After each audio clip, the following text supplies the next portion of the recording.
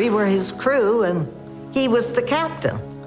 So we have a lot of pictures of him in the captain's hat.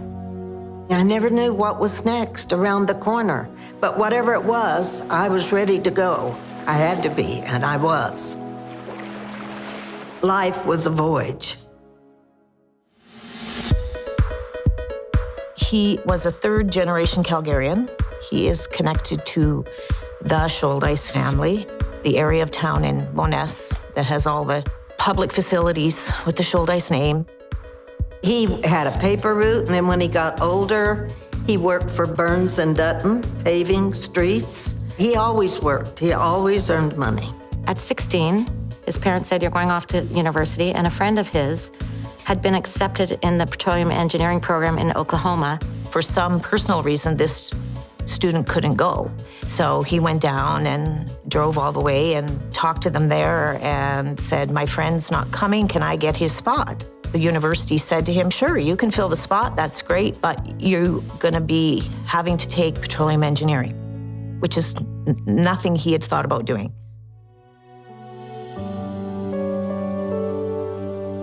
My mom lived and grew up in Norman, Oklahoma, and she was in university at the same time. She worked at the library. They were trying to encourage him to go on a date with her, but he, being the guy he was, he wanted to go check her out first before he asked her out. He'd already checked me out. He saw me and thought, well, I guessed it was worth a date. So that's how we met. I had a blind date. I think my dad fell head over heels. I came back from the date bragging about him and how I enjoyed it and how stimulating he was. And Mother said, "He's too old for you, dear." He was 2 years ahead of me in university. It turned out I was 8 days older than he. The pictures I've seen tell the story. We're such a cute couple.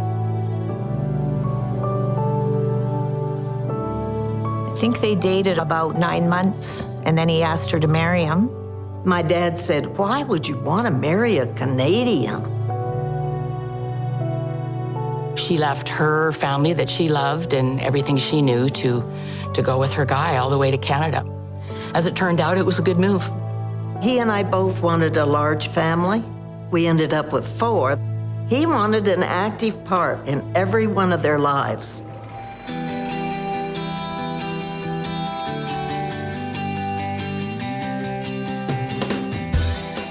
He used to love to go on family holidays, and he liked to drive.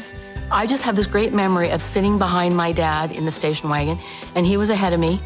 I could see his brill-creamed hair, and I just felt so safe in the world with Dad in the car as we cruised down the highway. We would be driving to BC. The 8 tracks would be playing all the 60s tunes, and Dad would be whistling and singing away, and he enjoyed those car trips.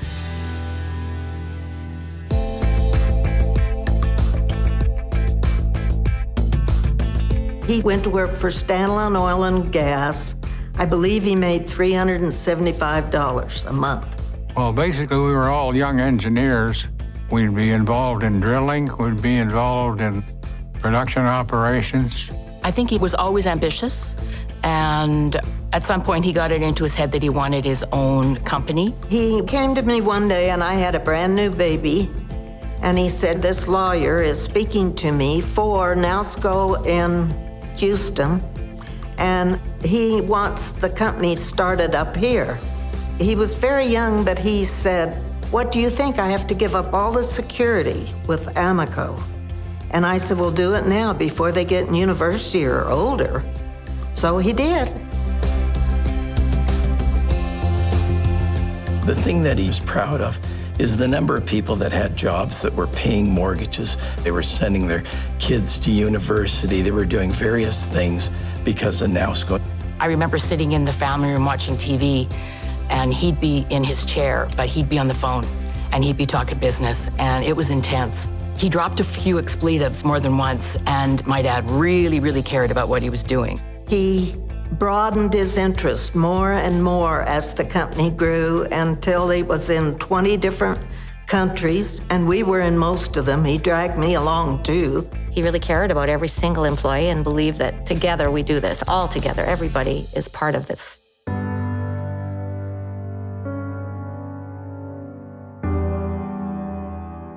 And as he got on later, Pat's whole existence at times was his grandchildren. Each of the grandkids, and 11 of them, everybody carries his name. That's what you get for being so loved.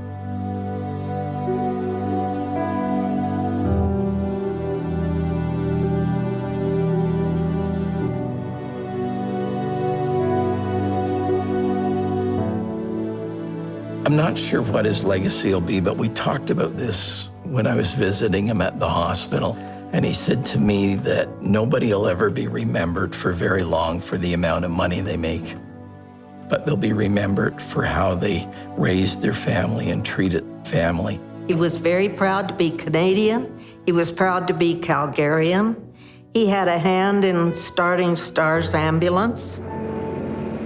A week after we buried my dad, my son was in a motorbike accident and STARS airlifted him. And I thought, no, he's still here helping. In the bookshelves and cupboards, there were so many awards, but I didn't realize the magnitude of it. Definitely a big hole. Just all the lives he touched. Yep. You've got to go on. He would have wanted me to. And this is quite an honor. So he would have been pleased. And it was very exciting being married to him.